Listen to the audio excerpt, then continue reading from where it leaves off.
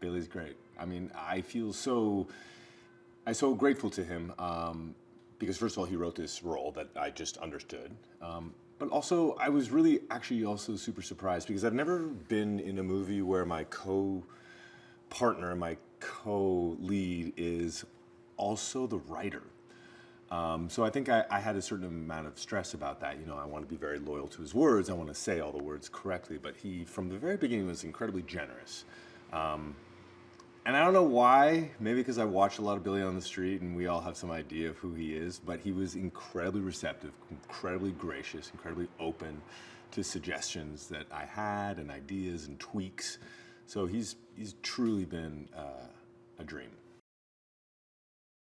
Nick, our director, he's great. He, from the very beginning, 2 years ago when I sort of got this opportunity, he was always interested in my experiences and as a gay man and as a fellow actor in this project, and he was very receptive to sort of ideas and suggestions and my experience. I think like any great director, you sort of listen to what's in front of you and you try to build it in if it makes sense, and he's always done that. I adore him. He's also funny.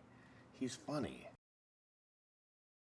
I think an important part of this being a rom-com is that we're sort of adding to the canon of the other rom-coms we've seen before. The people on the outside that come together and that becomes part of the canon of, love.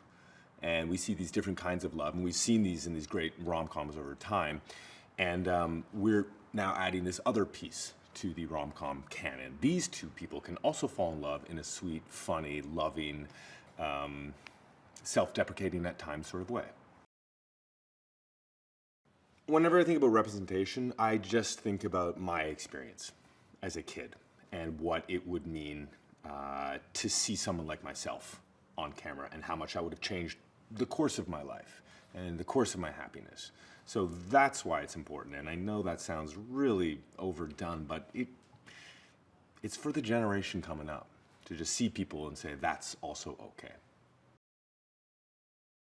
So here is my feeling about why we want to see this in the presence of other people, especially with the LGBT experience. A lot of it is so private. People are ashamed. Shame is part of the gay experience.